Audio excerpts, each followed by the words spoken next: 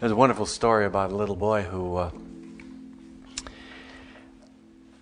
was in kindergarten class, and his teacher stand up before the whole group one day and asks, what is one great, wonderful thing that exists today that never existed before? And this little guy raises his hand in the back and he says, me, teacher, me! Don't you love it? I thought about that, and that's so appropriate to what I want to be talking about here this morning. Because you see, we've all been there, and we all feel that way from time to time, that there is a greatness, there's a something within us, there's a capacity, there's a potential, there's the real, whatever it is that we are seeking to get out into expression in life. And we see that so much in little kids and not so little kids, but with time, stuff begins to happen.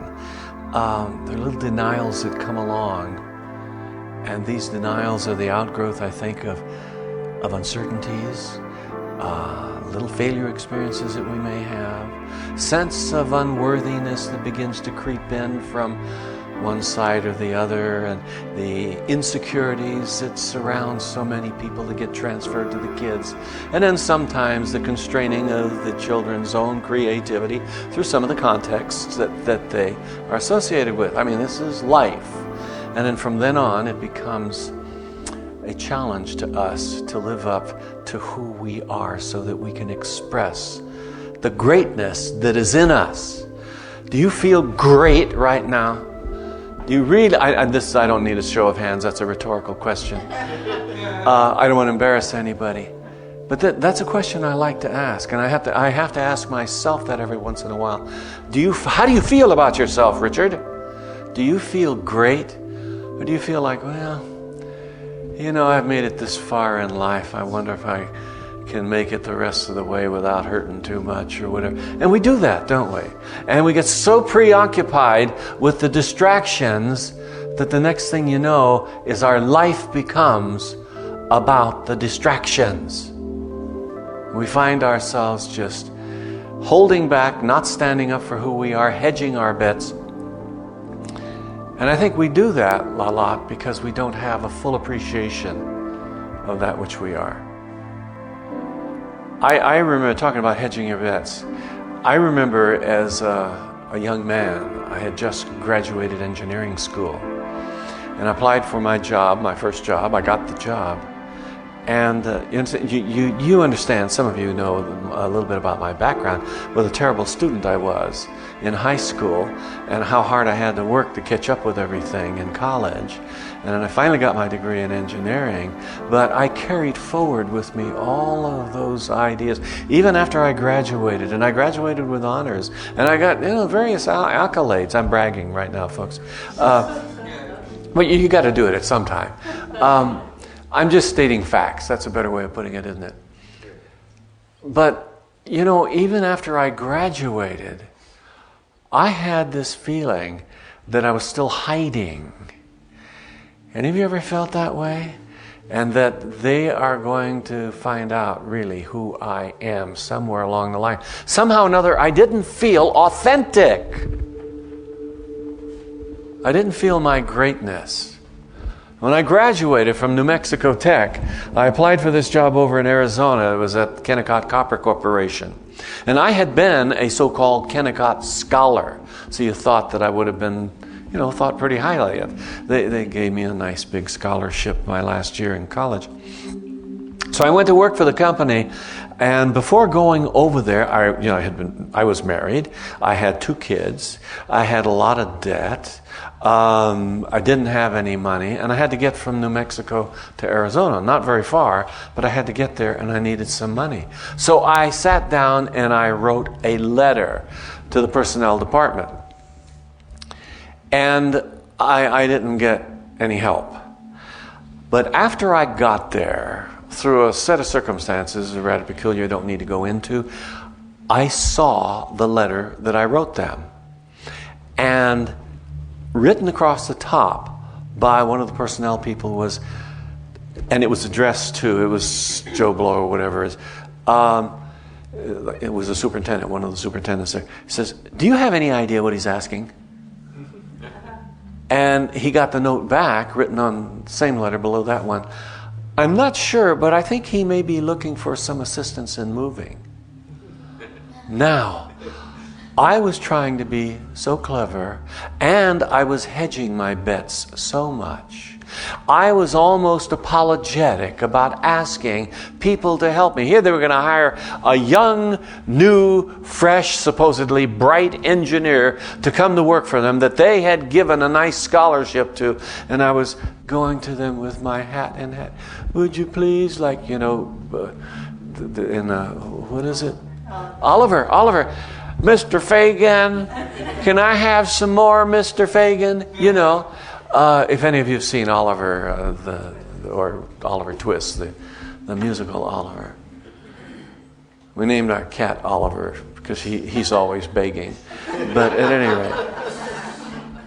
But that's what we do to ourselves, don't we? Don't we do a lot of that kind of thing to ourselves? There's a greatness, and there's a greatness that exists within every one of us. You have it in you. You can feel it. You may not want to admit it because you're just a little hesitant to appear to be bragging or appear to be thinking too much of yourself when you really ought to think less of yourself. You see, think less of yourself, and somehow or another God way out there somewhere is going to say, he's really putting himself down. He sees himself as unworthy, as a sinner, a worm in the dust. Well, now I'm going to reward him for that. Fact of the matter is, God doesn't care. What? God created you in the image and likeness of itself, of this infinite spiritual something, this intelligence, this creativity. And then, in order for you to be able to be or to express your own God-likeness, you have to be left alone to discover it for yourself. And you don't discover it by demeaning yourself. Because when you demean yourself, you're demeaning the very creator and the creative process of which you are a part. Does that make sense to you? And as we begin to open ourselves to that is when we begin to experience some of our own greatness. Greatness is not an easy thing to define. In my view, there is a whole lot more to it than just what we do in life, how we demonstrate. I think an awful lot of it has to do with how we live our life and how we feel about ourselves. And we recognize that there are certain qualities and characteristics of greatness that we can see in people. We know that really great people, and by the way, this doesn't mean they have to be world famous or earth movers or do great monumental things on the earth, or anybody even have to know that they had ever lived once they're gone from this plane. But really great people can be from any walk of life. But we do know that there are certain characteristics we see. They're honest, they're trustworthy, they're loving, they're compassionate. This whole list of things. But these things by themselves is not what constitutes greatness. And it's not something that you can just go out and seek to find greatness. It's something that evolves as a result of a growing awareness from within you. And unfortunately, in school, whether you're in grammar school, high school, college, trade school, whatever, there is no such thing as a Greatness 101 course. Except when you come to a place like this, then what we're talking about are helping you through tools and techniques and practices that allow you to begin to open to the possibilities of who you really are. Isn't that exciting? Some of you, when you first found this teaching, whether it was here or in some other city or in a book, can you remember that quickening of your own spirit? That's something that really moved and said, I can really, and you fill in the blank. Because I really am whatever that is that self-discovery that you just went through. That's what we are about here. And it's not an easy thing to define, this thing called greatness. But we recognize it when we see it. in another, we recognize it when we see it in ourselves. It's like all of a sudden there's a transformation, and we feel like we have sublimed into another arena for a moment sometimes, maybe for a day or for some period of time. And then we get caught up in all the stuff that we carried around with us for so long and the stuff that we have believed. And it happens to other people. It happens to us. And it happens all the time. We may not be able to define it. We can sense it. We do recognize it. But there are a couple of characteristics, a couple of qualities, I think, that are useful for us to be aware of that can define this path to expressing the greatness that is within us. And there are two that I want to talk about here this morning for just a short while. And these are courage and humility. Courage is a French word. Actually comes from the Latin, goes way back. Latin cor, C-O-R, means heart. And courage, from the French, means heart again. There's a saying in French that says, I think it's avoir bon courage. And it means be of good heart. Go with a good heart. Have a good heart. We also associate courage with having guts, the ability to meet things head on and move forward. But why do we identify what we call courage with this idea of heart? It's because when you're faced with something that is really sticky, exciting, emotional, fearful, creates anxiety over the anticipation of what might be coming down, your heart begins to pound. And this has been recognized forever, I suppose, and that connection has been made. I looked up the definition of courage in my dictionary. I have an online dictionary. I press a button and the thing pops up. I type it in and it's wonderful. I've learned more words that way than I did in the previous 70 years of my life. And this is what it says. It's too simple. Courage is the ability to do something that frightens you. Think about that. Courage is the ability to do something that frightens you. Let me give you an example.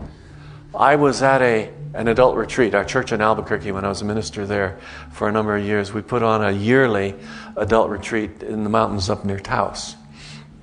It was a week-long thing, and at the particular facility we were using at that time, there was this wonderful challenge course, ropes and wires and all this, and you had to climb up into the trees, and you're all trussed up. You could fall and get hurt, but it was scary. And we went out the day that I was scheduled to go on this. You had to sign up, and there were about 100, 150 people that attended here. And so on the day that was where I was assigned to, I went out and I decided I wanted to be the first on it because it scared the dickens out of me. And so I climbed up this pole. The first element, you had these elements. The first element was a pole, about an angle about 30 degrees like that. And this pole or tree trunk was cut and tied at one end and tied at the other end, bolted in to two other trees. And of course you had wires and cables and everything to support you. You couldn't get hurt. I could imagine ways I could, but you really couldn't. And so the idea was you climb this tree, you get to the incline log, and then you walk up the log to the other side. And from there you climb up another tree to go up another 30 feet till you finally end up like 40, 50, 60 feet in the air, going across cables and stuff like that. I climbed up and got to the end of that log, and I had my tennis shoes on, which was a mistake, because the log was damp with dew, early morning dew, and I couldn't walk on it. I was slipping all over the place, and I was scared to dickens. And so, here's my congregation down below, watching their courageous preacher, and I was shaking. I finally got down on the log, hugged the log, and shimmied up the log to the other side, to make it. And anyway, I went through the whole thing, and after it was all over, I went back and started over again. And this time I had fun on it, and I wasn't terrified. I was scared. But that took courage, folks. Any way you look at it. I mean, kind of cowardly courage, but there was courage. Little later that morning, there was another guy that came up, and it was his turn. And we all, of course, stood around, and we'd support and clap and cheer and all for the people going through it. And he climbs right up the log. He stands up, walks up the log, goes to the next element, climbs up to the higher thing, goes across cables, gets on the zip line, zips down, gets off smiling. And I looked at this, and I was amazed. I went over to him and talked to him. I says, "Were you afraid at all?" He says, "Oh no, things like this don't scare me." And somebody else came along and said, "That man has real courage." But in that moment I realized that wasn't courage, he was just fearless. You know? What I did takes courage. What you do when you face your fears and meet them anyway is what really takes courage. Do you know one of the greatest fears that most people have? Public speaking, that's right. There have been studies done about this. Most people fear public speaking more than they do dying. And I mean, that's the truth, at least according to the lists they come up with. And I did too. But it was really, really important for me to overcome that fear. And it goes way back to the time I was in my early 30s when I first decided I had to start doing something about it. I can remember freezing before a technical audience, giving a presentation, giving a paper on some technical project that I was on, and not knowing how to respond to questions. I can remember practicing for 2 or 3 months in front of a mirror to make a presentation, then get up there and freezing on the platform. And yet it was so important to me that I had to do it. And this is where the courage comes in. And other people, I knew a woman who, she wasn't afraid of anything like that speaking. She'd get up in front of television cameras and be interviewed. And I mean, it was, I wanted to smack her, you know? Especially in view of the fact that she was my former wife. But, not really. Good gal. But you know what I'm talking about, of being able to meet our fears. Some fears matter, some fears don't matter. I've had some people say, and you may have heard them say to you, things like, and you say, well, I'm afraid of skiing. And this is an actual thing that happened with somebody, snow skiing. I'm from the Rocky Mountains.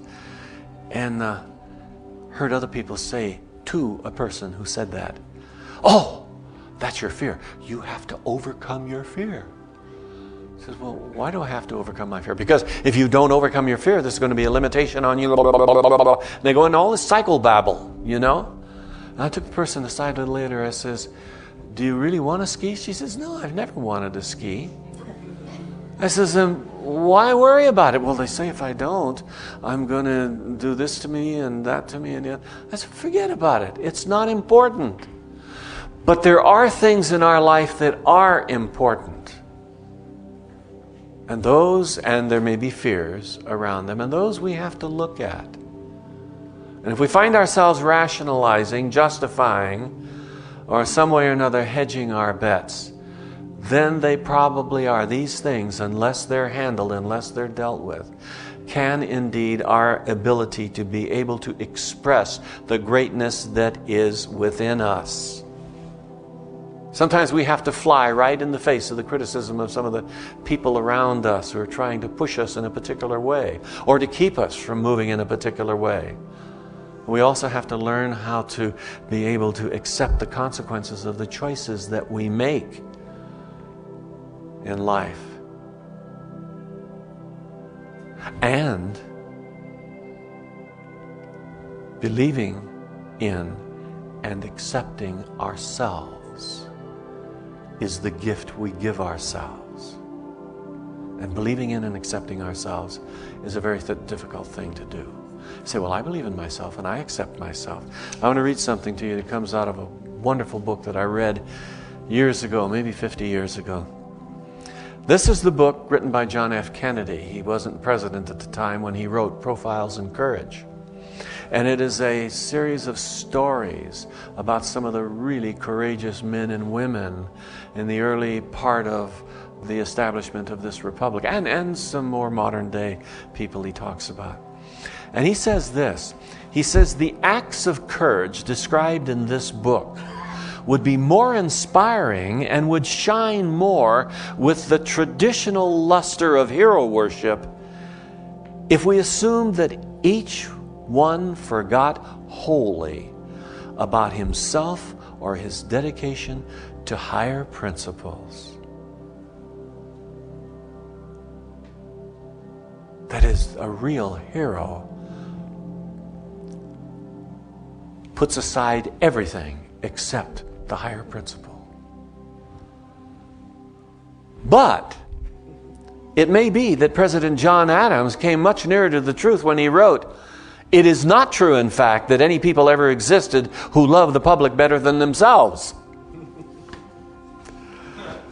And then Kennedy comes along and not any comments on this. He says, if this be true, what then caused the statesmen mentioned in the preceding pages of that book to act as they did? It was not because they loved the public better themselves. On the contrary, it was precisely because they did love themselves. Because each one's need to maintain his own respect for himself was far more important to him than his popularity with others. See, we're so often told to demean ourselves in some way or another, or set ourselves aside, that we forget the most important thing we can do is to respect ourselves. And I put it a little bit differently. The most important thing that we can do is to acknowledge the presence, the God presence within each one of us.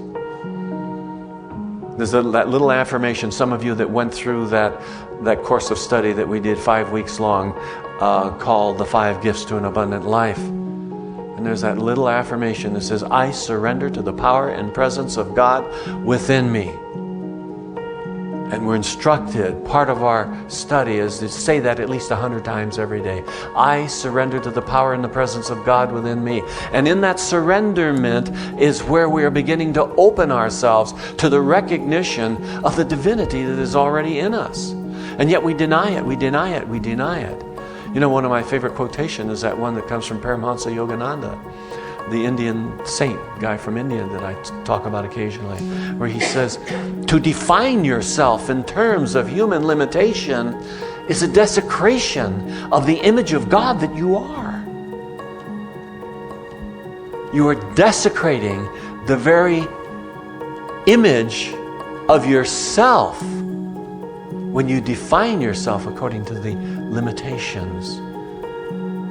And so often we have assigned ourselves or attached ourselves to limitations, haven't we?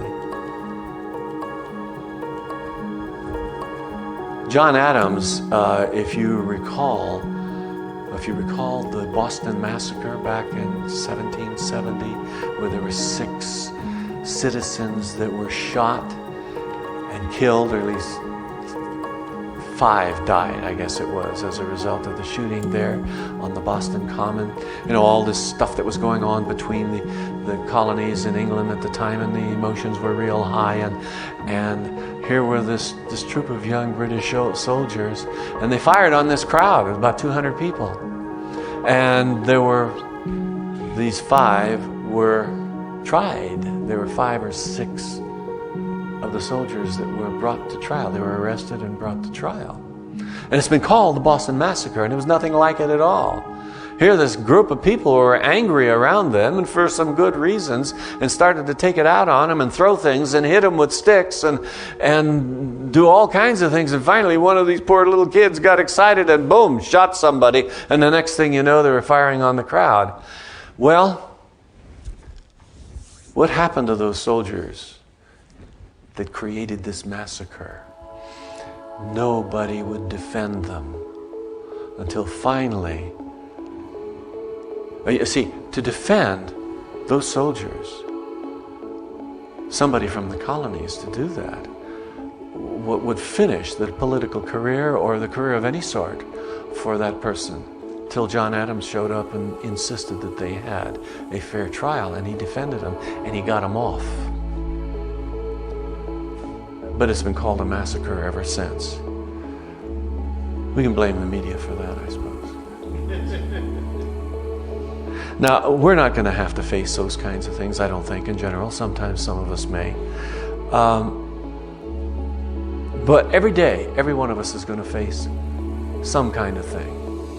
Or very often we are faced with things. How willing are we to have the courage to stand up for the things that we really believe? How willing are we to really